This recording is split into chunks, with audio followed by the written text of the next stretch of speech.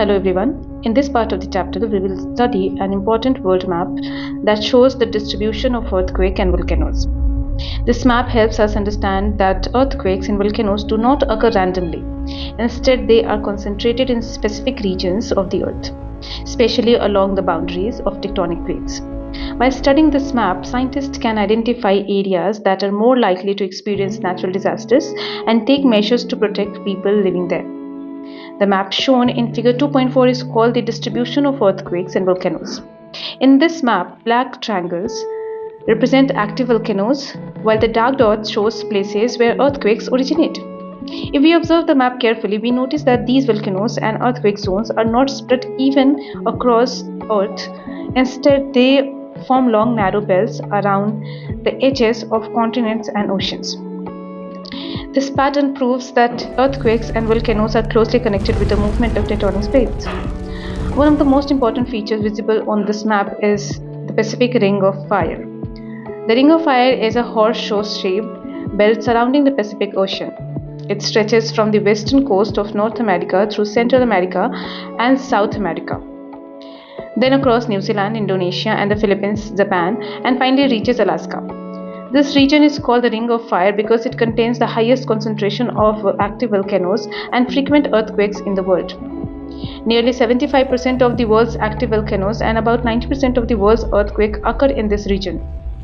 The reason is that several tectonic plates meet, collide, and slide past one another around the Pacific Ocean. Let's understand why this happens. Deep beneath the Earth's surface, tectonic plates are constantly moving. At some places where plates collide with each other. At other places, they move apart or slide past one another. When two plates collide enormously with pressure build up. Eventually, this pressure is released suddenly in the form of earthquakes. Similarly, when one plate sinks beneath another, molten rocks called magma rises through cracks in the Earth's crust and erupt as a volcano. Therefore, the movement of tectonic plates is the main cause of earthquake and volcanic eruption. The countries located along the Pacific Ring of Fire includes Japan, Indonesia, the Philippines, New Zealand, Chile, Peru, Mexico, and Western United States, Canada, and Alaska. These countries frequently experience earthquakes and volcanic eruption. Japan, for example, experiences thousands of earthquakes every year because it lies where several tectonic plates meet. Indonesia has more than 100 active volcanoes and has experienced many powerful volcanic eruptions throughout history. Peru also experiences frequent earthquakes because the Nazca Plate is moving beneath the South American Plate. If we observe other part of the map, we can also identify earthquake-prone region outside the Ring of Fire. The Mediterranean region extending through countries like Italy, Greece, Turkey, and Iran also experienced many earthquakes because of the collision between the African Plate and the Eurasian Plate. The Himalayan region, including Nepal, India, Bhutan, and Pakistan, is another highly active seismic zone. Here, the Indian Plate continues to push against the Eurasian Plate, causing frequent earthquakes and the gradual of the Himalayas. Let's explore activity. This is an important question. Does India have a risk of earthquake? The answer is yes. India has experienced several destructive earthquakes in the past because India lies on the Indo-Australian plates, which is continuously moving towards the Eurasian plates, and many parts of the countries are prone to earthquake. The collision between these two plates formed the Himalayas, but the movement has not stopped even today. As a result, stress continues to build up the Earth's crust, leading to frequent earthquakes. The most earthquakes-prone region in India include Jammu and Kashmir, Ladakh, Himachal Pradesh, Uttarakhand, Sikkim, Arunachal Pradesh, Assam, Meghalaya, Nagaland, Manipur, Mizoram, Tripura, part of Bihar, North Bengal, Gujarat, Kutch region, and the Andaman and Nicobar Island. These areas are classified as highly seismic zone because they are either close to plate boundaries or located along active fault lines. The textbook also mentions the devastating Gujarat earthquake of 2001, shown in figure 2.5. This earthquake occurred on 26 January 2001, which was India's Republic Day. Its magnitude was 7.7 on the Richter scale, and its epicenter was near Bhuj in the Kutch district of Gujarat. The earthquake caused widespread destruction. Thousands of buildings collapsed within seconds.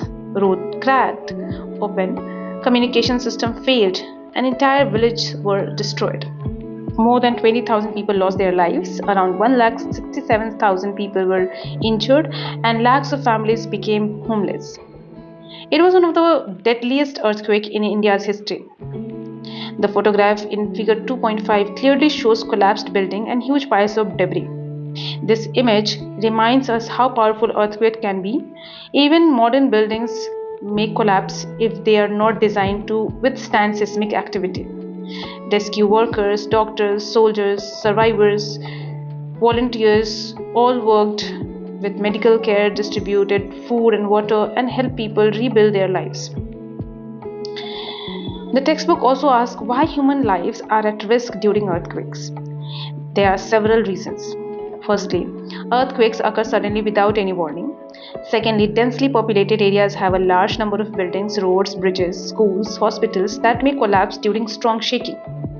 Thirdly, poorly constructed buildings are more likely to collapse and cause injuries and deaths. Earthquakes may also trigger landslides, fire, floods due to dam failure, and even tsunami if they occur under the sea. Therefore, earthquakes can have both direct and indirect effect on human life. Scientists cannot predict the exact date and time of the earthquake, but they can identify earthquake-prone regions through the study of tectonic plates. Government use this information to prepare disaster management plans, construct earthquake-resistant buildings, conduct mock drills, educate the public, and improve emergency response system. These measures help reduce loss of life and property during future earthquakes. This chapter teaches us that earthquakes and volcanoes are closely related to the movement of tectonic plates. Their distribution follows plate boundaries rather than being random. The Pacific Ring of Fire is most active earthquake and volcanic zone on Earth. While India is also vulnerable because of the ongoing collision between the Indian and Eurasian plates, the Gujarat earthquakes of 2001 reminds us of the destructive power of earthquakes and highlights the importance of preparedness, scientific research, and disaster management. Understanding these concepts help us appreciate how dynamic our planet is and why geographical knowledge is essential for protecting human lives. Thank you.